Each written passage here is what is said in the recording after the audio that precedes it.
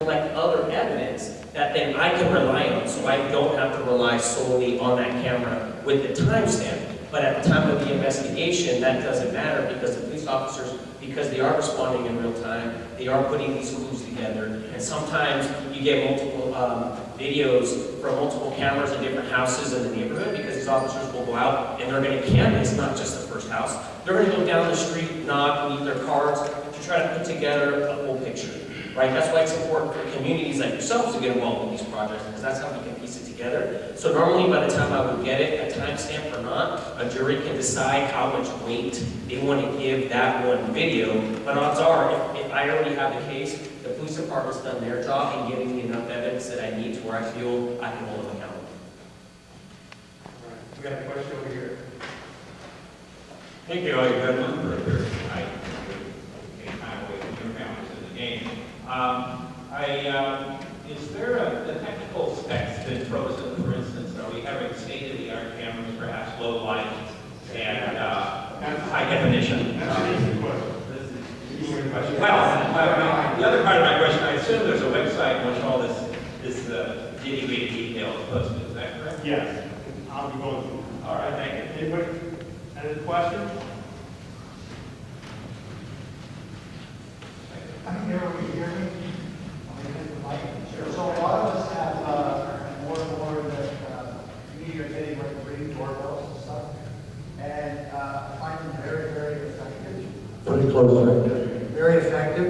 So in the neighborhoods that have the cameras that you described, are they focused on the license plates? Are they focused on what? And or do you get that kind of information? From what we see is we can see some of the stuff, but when you tie that to the license plate, you nail it. Again, it needs time, still starting. No, but I will be answering all those. No, but in his other neighborhoods, when you get this information, do you get the That's a license? great question. I'll tell you, it wasn't necessarily, it wasn't necessarily that we had cameras on license plates. That wasn't necessary. Just the fact that we had the cameras out in the neighborhood, seeing the individual that committed the crime was more worth it. The fact that we see a car that we have a description of, that's helpful as well. Yes, in a perfect world, it'd be fantastic if we could get the license plate of the car. But you know what? Your officers are good. And with a little bit of information, that's all we need sometimes, and we can go a long way with it. Certainly, I don't want to have perfection get in the way of progress. And I think this is a great start to really making it a safer neighborhood. Great, thank you. Put your hands up if you have questions. I'll know where you are. This is not directly related to cameras, but you mentioned the brutal murder in Allen Valley a month ago, and the person that was arrested that was released from custody 6 or 7 times according to the news. What are you doing to prevent this from happening again? Apparently the person was here illegally, had committed multiple crimes prior to that, and was released without being turned over to police. So I'm just curious, I know you had mentioned that the police chief had mentioned in the news that were upset about the way this is handled or how the person was released. What are you doing to prevent this from happening in the future? Well, let me just say one thing. Right now, it's in the hands of the county. The way the system works is the county of Santa Clara actually controls that type of communication.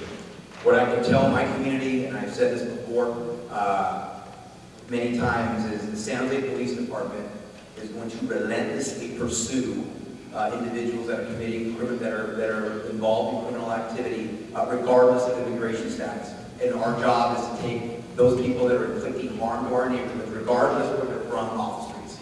With particularly to the question you were asking, though, unfortunately, I hate not giving answers when I'm asked, but the reality of it is that decision lies with the county and not the city.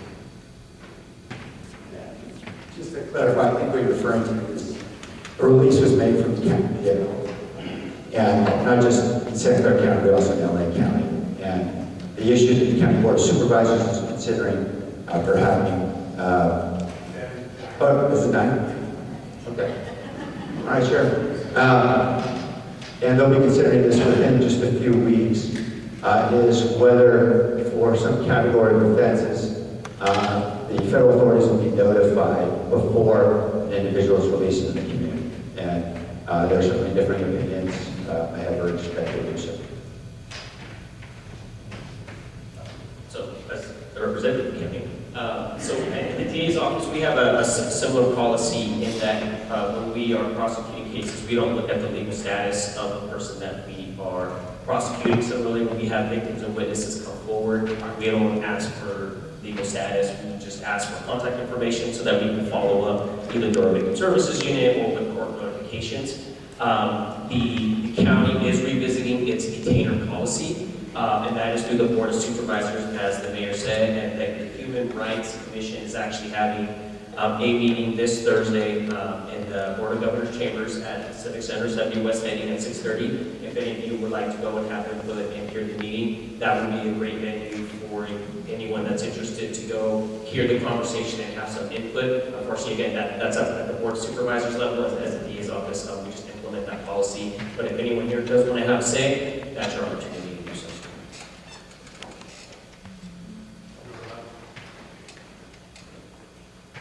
So are you guys going to be keeping statistics or reporting, for determining that this program is successful or worth its weight in gold? Is there going to be any sort of accounting to determine that? What would that future? Well, I know there's going to be financial accounting, right? But I suspect this sort of spills in a little bit into ESA. There's no issues with the financial.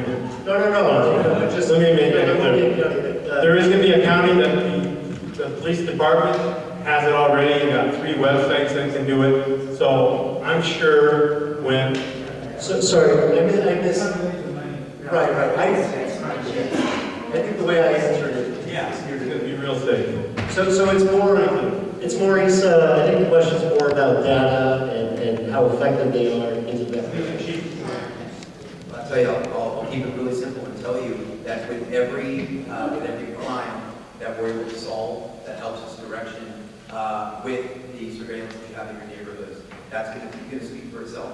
And then from that, to start seeing really, we track our metrics in every area of the city as to whether or not crime's going up, crime's going down. We won't necessarily be able to equate it necessarily with the video surveillance cameras, but it's all a holistic approach, right? How many things are we doing as a community, in the police department, to keep our neighborhoods safe? In addition to that, again, I gotta go back to what I first said, is there's going to be crimes that hopefully don't occur. If the crimes occur, we'll be able to track how the cameras help us. And if it is shown to be successful, it seems to be like investing in this sort of program. Of course they will. I mean, I think certainly nobody can speak for the mayor, but certainly we're always looking at what works, right? And so if this is hugely successful and it seems to be a good sort of precursor to something we can do in other parts of the city, in other circumstances, I suspect that we will be interested in doing that. One more question, okay? Guys, one more. Okay, 2 questions, right here, and then we're done. Just want to know who has access to the database? Okay, that's my question. I'll answer that. Once you give it to him. You mean the crime database or Footage from the private camera. the footage? That's all on that individual document. So I have a question about the crimes that we're looking to prevent. I understand that, Chief, you've done your part to set up a early prevention unit, right? But I know that there was a law recently passed about the level of cost assessed against actual crime, whether that be like petty or infraction, things like $90 or $60. So when we have these cameras in there, the crime is committed, are we going to ignore crimes, burglaries that were below a certain amount, or we're going to still look to deliver an infraction Personally, what you're referring to is the felony standard of theft and making it grand theft, the $900 that you're discussing and things of that nature. But what I say when we talk about ignoring, we don't ignore anything. But what I want to tell you is that we do triage. Okay, I've said this many times, and I don't like to come to communities and say something and then come back to to take it back or what have you, what I'll say is, we are a department that's thinly staffed, and we do have to triage our cases. And so and we do have burglaries that occur, and we do have crimes that occur throughout the city, that oftentimes we have to triage to see what is causing our community more harm than not. And then we have, there's a human element with the officers that we have that are able to bandwidth that we have. So we look at all the cases that we have. But again, if there's issues, and one thing as we're growing as a department again, and we're having more patrol officers, there's more things that your patrol officers can do out on the street that don't necessarily have to go to the Bureau of Investigation. Where there's projects your police officers can do.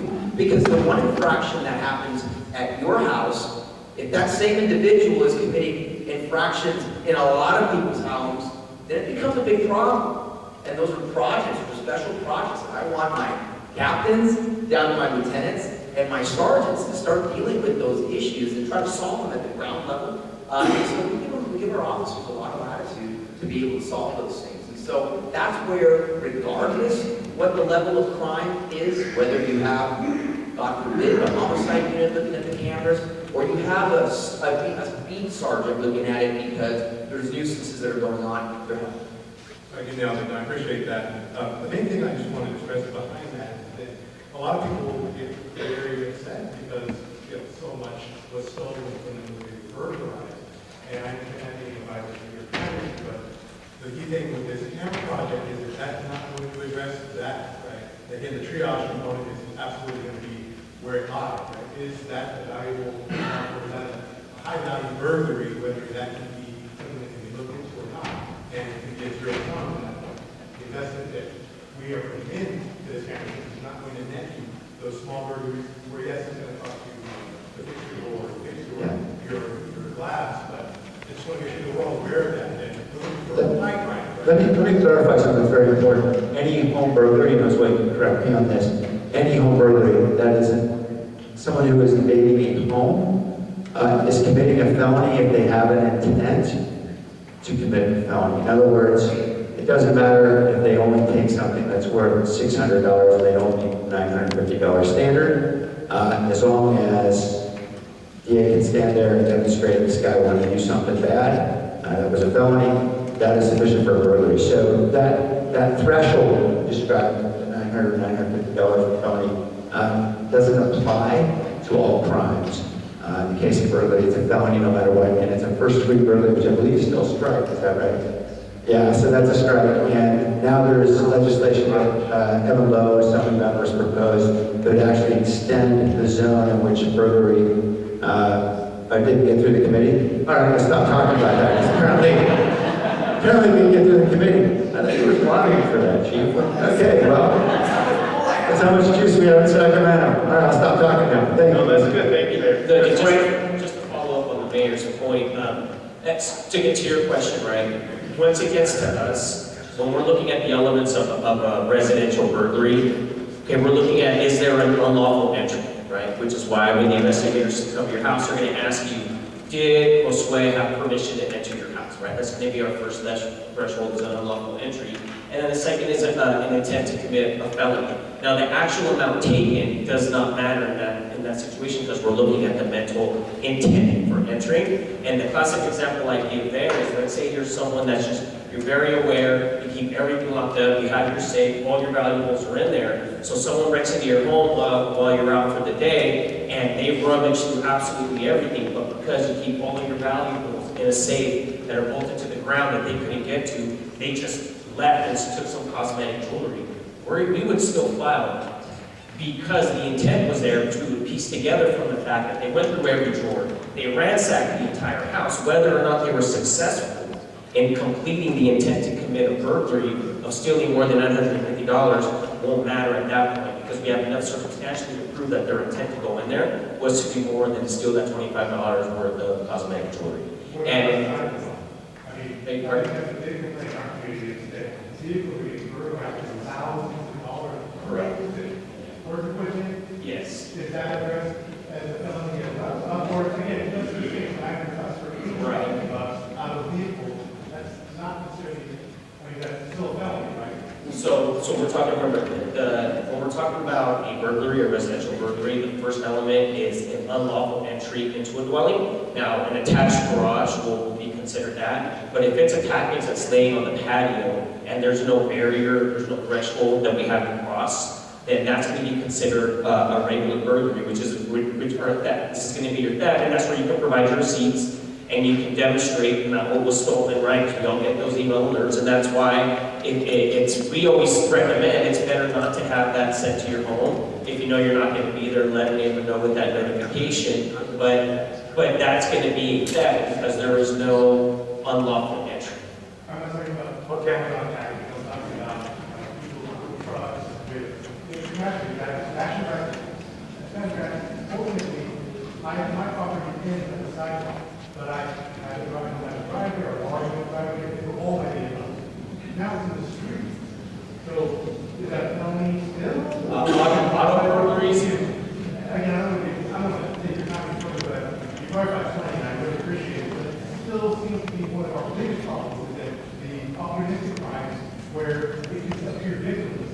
No one got in my home, no one's hurt, no one's injured, and my property wasn't lost or turned, but vehicles which I own, and yes, I pay insurance on it, and I'll possibly be recovered for that. But again, is that on the curb of the street, even though it's not on my property technically, when a large mouse is stolen from my car. Okay, so I'm gonna jump in real quick. So if I may say, like a software, but there was something you said earlier that stood out to me. I think it's important for everyone, every single person in this room, and I think the chief would even agree, everyone would agree to this, is that these cameras are not going to solve everything, right? They're one tool in the tool chest. I think we're going to utilize them, we're going to do what we can to solve the crimes that are captured by these, but we cannot, and I hope the expectation is that they're going to eradicate every single crime in our community. I'm not sure if that's at all possible, but I think that's just important to know, and I don't know if that's where you're sort of heading earlier. And just to answer his question directly, because it was a pretty specific question, and what you're referring to is a vehicle burglary, right? We're talking about an unlawful entry into a vehicle now instead of a residence. And because of the differences in expectation of privacy as a policy matter, right? When we're looking at a residential burglary, it's still a strike offense under the penal code, right? Which is what the voters of California wanted and the legislature affirmed. But then the voters came out a few years ago and passed some initiatives that made the crime of a vehicle burglary. It could be a misdemeanor style of robbery, it could be a misdemeanor in some situations, it could be a felony in other. That is going to be case specific. That is something that the voters of California said that they wanted. As law enforcement, we implement the will of the people under the laws of by Sacramento and by voter initiative, and that is what it is. So that is going to depend, but the best way to ensure minimal damage is to not keep valuables in the car. And I know no one likes to hear that, but it's some of these crimes that are crimes of opportunity can be very easily mitigated just by making sure the cars are locked, right? If you have your phone charger plugged in, don't leave that wire hanging out. Just pull it out, shove it in your center console, throw it in the glove box, just let anyone that's walking by very quickly, doing a very cursory look, doesn't really see anything, they're going to move on. Because the car that has wires, the car that has stuff on it, oh, there's some stuff in there hanging out, let me see what else I might find in there. So that can be something that can be easily mitigated. Whether these cameras will help or not, I couldn't tell you, but just to answer your question directly, we're going to take them seriously. It's a wobbler, and that can be easily mitigated in most cases. All right, guys, I just want, wait, one second. I first want to ask everyone to give them a round of applause for the time answering the question.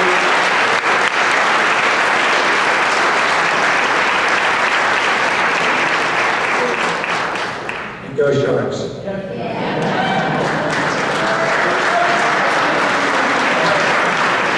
Where's that look? No, make that. Okay, there you go.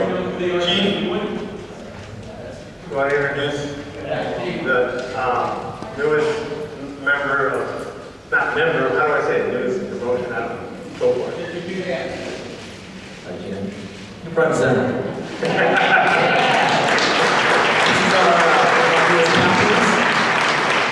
Here to Baldy, actually, on the letter, actually, give a little. She actually went to Leland High School. So, she went back Good evening. So, as I'm for the Southern Division, so I have pretty much 123 square miles of South San Jose. So I will be covering all that with my men and women. Pardon? Thank you. I look forward to working with all of you and serving your community, as the chief said. Born and raised in San Jose, in South San Jose, so this is where my heart is, and I'm very honored to be in South San Jose after that. So I am going to stick around tonight, and I can help answer questions, especially I can speak to your questions on the things that we're doing in South San Jose. So I'll stick around afterwards with more questions. Thank you very much. Okay. Terry Mahoney didn't make it tonight. He didn't want me to tell you. I just want to make this a point. If it wasn't for Calpine Corporation, we wouldn't be here. They gave $1 million.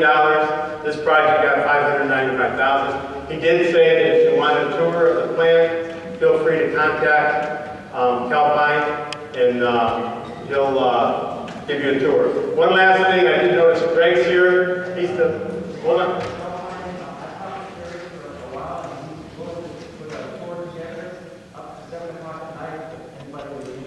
Perfect. And Greg Beck is the president of Los Paseos Neighborhood Association, not the pool.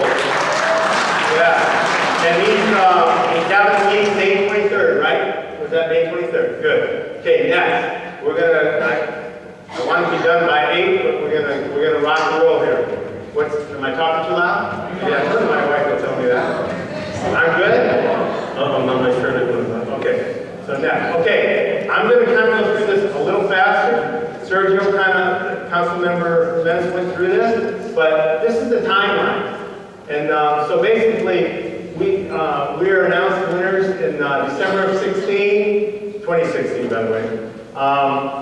CMO, City Manager's Office, couldn't find a nonprofit. They tried until October of 2017. So that's when we had a meeting with the mayor, the City Manager's Office, CAO, the City Attorney's Office, and Councilmember Sergio Jimenez and his team, and 3 community members, which really is the board today, Steve, George, and I. And we came to a conclusion, the only way to go forward is we become a nonprofit. So that's why we became a nonprofit, just to make this happen.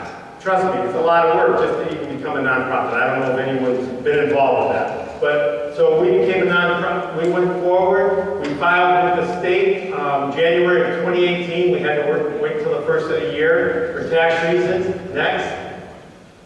And then, we filed a 2023 application with the IRS, that's how you become a 501c3. July of 2018, we received, that's when the stamp was on the letter from the IRS that said, okay, you are a 501c3 nonprofit.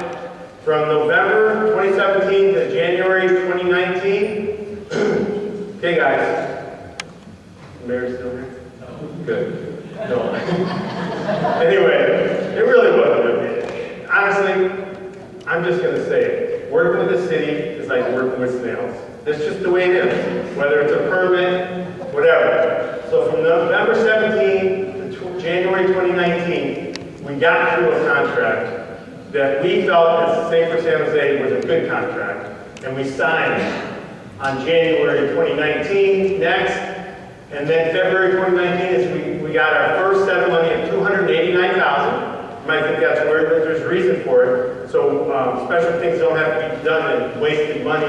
August of 2019, we get another $289,000, and then in August 2020, a year later, we're going to get this remainder of $17,000. Today, Safer San Jose has been testing cameras since the TV process. When we were here 3.5 years ago, and we talked about, I remember coming to this building in November of, I can't remember, 4 years ago, so 2015. And I asked, what do you think about this project? And everyone, I shouldn't say everyone, most people were excited about it, and that's why we went forward with the project and brought it on the ballot for you to vote on. So we've been testing cameras, and let me tell you, we test them, we get excited, and we're thinking we're getting close to getting the money, and then it falls apart. It was back and forth, but now we have a good chunk of money. We're going forward. We're thinking we're going to be done testing by July of 2019. When I say testing, we dealt with a lot of major manufacturers of cameras. Okay, and I'm going to go into a little bit of the cameras. So we're trying to do our due diligence, right? We're not going to Costco and getting the Swan, and I'm not putting down the Swan that it's, you know, not good if you have it. I'm just saying we're talking commercial grade kind of cameras. So next, okay, this is going to be the signs, 18 inches by 18 inches. Your neighborhood water signs today are 18 inches by 12 inches, so it's a little bigger. We wanted that to kind of stand out. It's going to be high intensity, they call it high intensity P stands for something, so everyone knows it. But anyway, it means that when the light hits it, it's going to glow. And we're getting anti-graffiti over it to keep the colors, and also, if there's any graffiti, it can be wiped off. So that's a big plus. The city of San Jose will start putting those in as cameras get in, and really as other people register their cameras. Next. Okay, license plate. These are not license plate readers.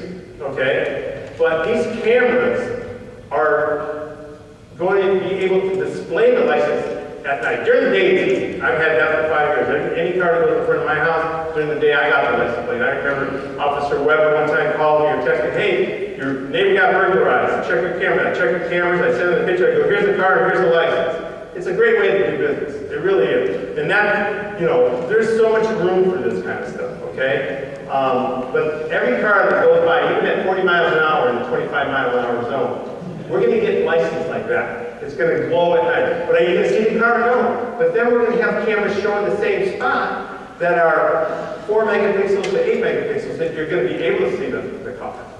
You're going to see what kind of car it is.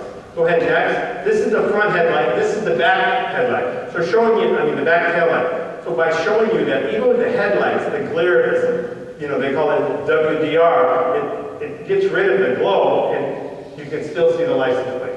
So we are going to have, anyone that has these camera setups, you're going to have license plates that go by your house. We thought in the beginning that you had to be at the end of the street, and only intersections were good houses and strategically located because they got to go straight in. We've tested these 17 and a half feet high, pointed 45 degrees to the center of the street, 8 feet away, and we're getting these kind of readings. That's impressive, guys. This is good stuff, okay? This is commercial grade. This is going to cost quite a bit, but we're determined to do the thing right. Go for it. Next, okay.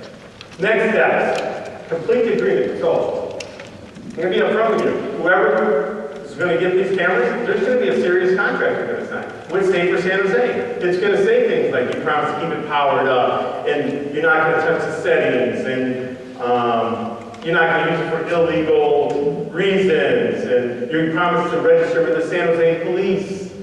You know, a lot of different things are going to be in there. And it's going to be type of thing where if you know, take it off your house and run, and, you know, we're going to sue you. We're going to go after you and go to small claims because this is important to the community and you want us to do that. You don't want to just hand out cameras over here, go spend a few thousand on cameras and then, you know, someone doesn't do it the way it is. So we're doing our due diligence for the neighborhood, okay? So I hope you really get that point.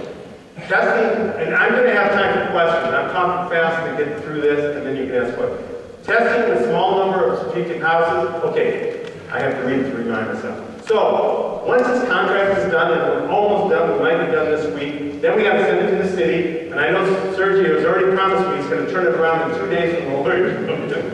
That's the hint that's coming, Sergio. But we need to get it back, because in our contract with the city, our agreement, they have to approve our contract with the people receiving cameras. So we're going to have to send it to them, they're going to approve it. I don't think it's going to be a problem. Well done, well worth the money we're spending on this. Okay, once we get that, then we're going to install a few homes. We're going to stop and test because we want to make sure, okay, how do these cameras work when you have, you know, all these megapixels and the data on there, and is the camera going to freeze because there's not enough bandwidth on NVR? I'm talking technical, there's a lot of things to look at. So we're going to test that, okay, even to the point, is the clock staying on time of the camera? We hope to be completed by July 2019 of the testing. We're going to select the camera manufacturer, select the installer. I'm going to be upfront with you too. There's installers here, and there's camera manufacturers here. They wanted to come and hear the chief and the mayor and Sergio and the DA. He's still here too? No, everyone left. Okay. Except Sergio, such a